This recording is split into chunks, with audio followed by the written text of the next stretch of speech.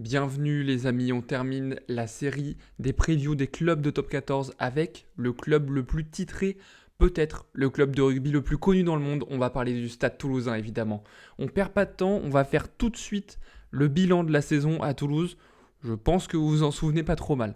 On pouvait s'attendre à une saison pas cadeau quand même pour le Stade avec la Coupe du Monde. Ça faisait beaucoup de matchs sans les internationaux avec le tournoi destination aussi. Mais au final, on peut dire que ça s'est plutôt bien passé, hein. Alors pourquoi ça s'est bien passé? Tout simplement grâce à des bons jokers Coupe du Monde, notamment Piula Faasalele, là qu'on voit à l'image. Il y avait aussi Billy Searle, Setariki Bituniata qui est resté finalement. Et puis cette période a été très bien gérée par Hugo Mola globalement. Sans les internationaux, c'est Paul Graou, Guillaume Cramon, Alexandre Roumat et Paul Cos qui tiennent la baraque. Et ils le font très très bien. Et puis finalement, la Coupe du Monde se termine. On se retrouve en novembre.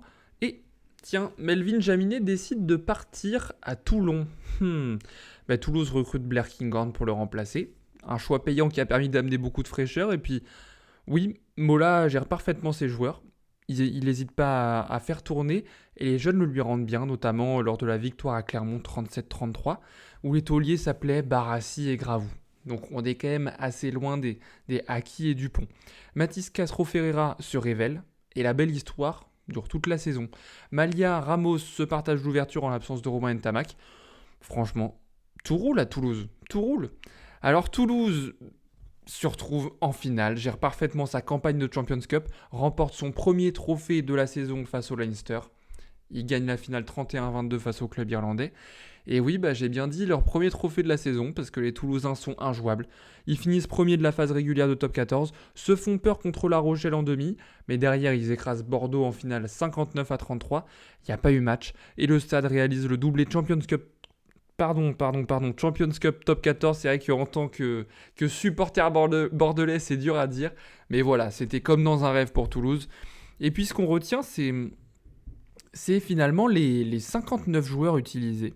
59 joueurs utilisés par Hugo Mola cette saison. Peu importe qui était sur le terrain, l'équipe restait toujours autant compétitive et ça a permis au cadre de souffler, d'arriver frais en phase finale et c'est la grande raison du succès de Toulouse cette saison. J'en vois pas d'autres. On parlait de Coste et Castro Ferreira, faut pas oublier non plus Joël Mercler et Clément Verger qui se sont aussi révélés. Bref, franchement la liste est longue comme le bras, mais on va pouvoir parler des satisfactions individuelles maintenant. On pourrait sortir 20 noms, j'ai essayé d'en choisir une ou deux. La première, c'est Jack Willis. Pourquoi je veux parler de Jack Willis? Parce que ce gars, il surperforme depuis 2 ans. Il est tout simplement monstrueux, en particulier dans les grands matchs. En plus, il répond vraiment présent. Et que ce soit en défense ou en attaque, il a un rendement de fou. Mais on a vraiment tendance à l'oublier, comme il est entouré que de stars françaises. On parle des Flamands, des Méafou, Baye, Marchand, tout ce que vous voulez. Et Willis, on a tendance à l'oublier. Donc c'est pour ça que je voulais lui rendre un petit peu hommage, là, pour faire un petit peu les awards des satisfactions individuelles. Après, en autre satisfaction, je mettrai un autre avant, Emmanuel Méafou évidemment, qui continue sa progression fulgurante. Il a connu ses premières sélections avec le 15 de France, et c'est que le début, on le sait très bien. Donc le poste de numéro 5 est verrouillé à Toulouse pour les prochaines années. Désolé à ceux qui suivent. Maintenant, on va pouvoir enchaîner sur la tunasse à Toulouse. Comment est-ce qu'elle a été dépensée cet été? Vous allez voir ça tout de suite. On va bien rigoler. Donc, la thune à Toulouse, cet été, ils ont décidé de la dépenser plus dans les prolongations que dans les recrutements. Voilà. Vous voyez, Toulouse a fait un choix fort, avec quasiment aucun recrutement.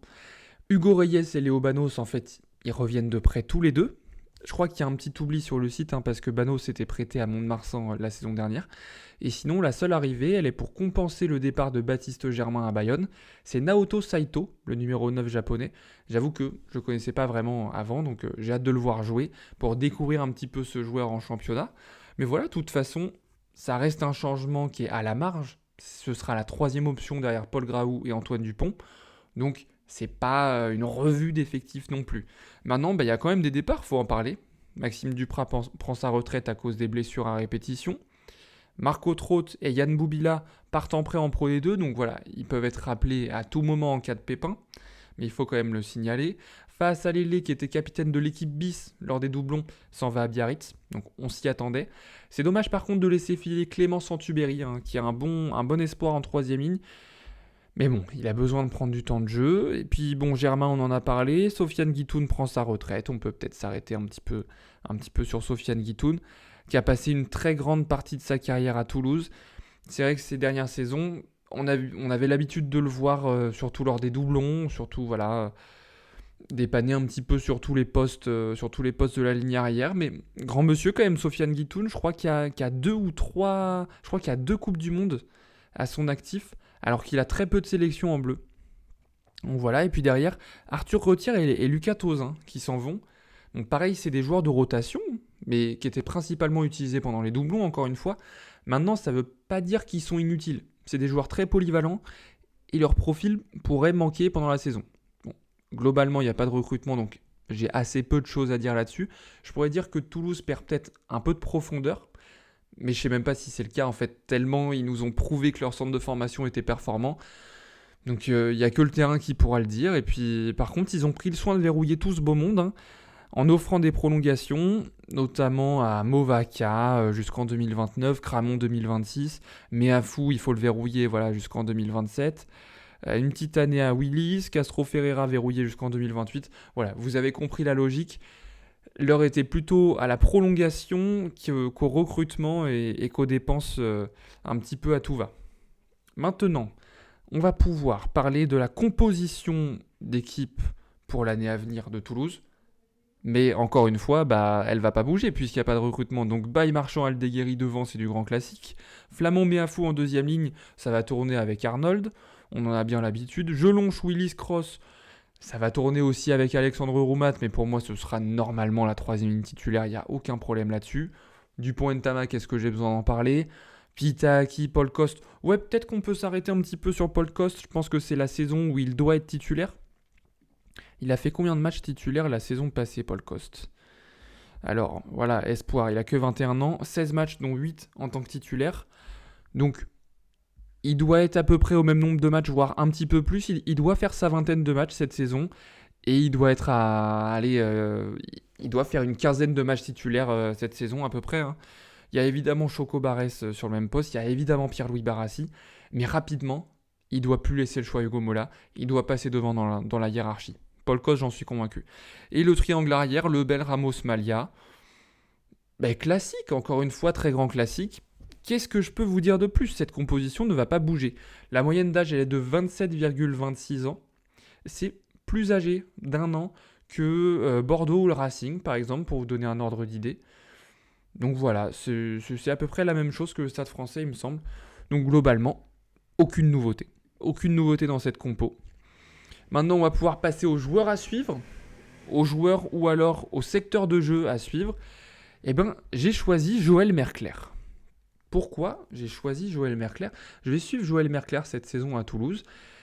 Parce qu'il a beaucoup apporté la saison dernière à un poste qui en avait bien besoin quand même, parce que Nepolo Lala est sujet aux blessures. Et Dorian Aldeguerri nous a montré qu'il avait certaines limites, notamment en mêlée.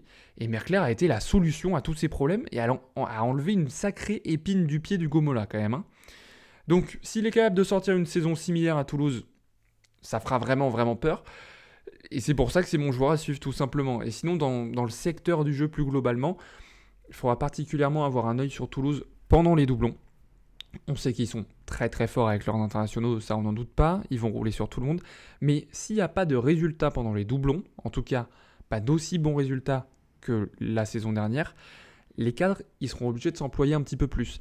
Ils vont jouer beaucoup plus et ils pourraient arriver en phase finale plus fatigués. C'est ce qui était arrivé en 2022 et ils perdent en demi-finale il me semble contre Castres. Donc voilà, demi-finale ou barrage même. Non, demi-finale, voilà, je m'emmène les pinceaux. On va pouvoir terminer avec le pronostic, le pronostico. Où est-ce qu'on voit Toulouse ? Bon, il n'y a pas de suspense, vous aurez compris, je mets Toulouse premier. Vous en doutiez. Bon, cette saison encore, Toulouse sera premier. C'est impossible, en tout cas sur le papier, de ne pas les mettre à cette place après la saison qu'on vient de vivre. Ils ont roulé sur tout le monde. Ils sont trop armés sur toutes les lignes. Maintenant, c'est les pronostics de début de saison. C'est juste sur le papier, ça peut changer. Le sport nous réserve des surprises tous les ans, donc ça peut se passer autrement. Et puis on souhaite aussi que ça se passe autrement pour que ça change un petit peu. Mais on est obligé de les mettre premiers, évidemment. Puis la dernière interrogation, c'est est-ce que les joueurs vont revenir avec l'envie de tout gagner ? et en ayant toujours aussi faim. Va peut-être y avoir un petit peu de lassitude, ils viennent de faire le doublé. C'est quoi l'objectif? C'est de faire le doublé. Enfin, voilà, où est-ce que tu vas chercher cette motivation supplémentaire quand tu es joueur? Mais en tout cas, voilà. Avant le début de saison, je les mets premiers. Donc merci beaucoup les copains d'avoir regardé cette vidéo et plus merci d'avoir regardé cette série de previews tout simplement. C'était mes premières vidéos sur YouTube sur ce format. Je suis conscient évidemment qu'il y a des erreurs, mais j'ai kiffé faire ça. Donc je vous prépare plein de choses pour cette saison. On va pas s'arrêter là, je vais pas vous laisser seul, rassurez-vous. Donc pour pas rater les prochaines vidéos, abonne-toi, lâche un like. Et puis n'hésite pas à me dire en commentaire si tu as des remarques, des choses à améliorer. Je le prendrai bien, il n'y a pas de souci tant que c'est constructif. Et puis c'est pour améliorer le contenu tout simplement de cette chaîne. Donc profitez bien de la reprise du top 14 et nous, on se retrouve très vite.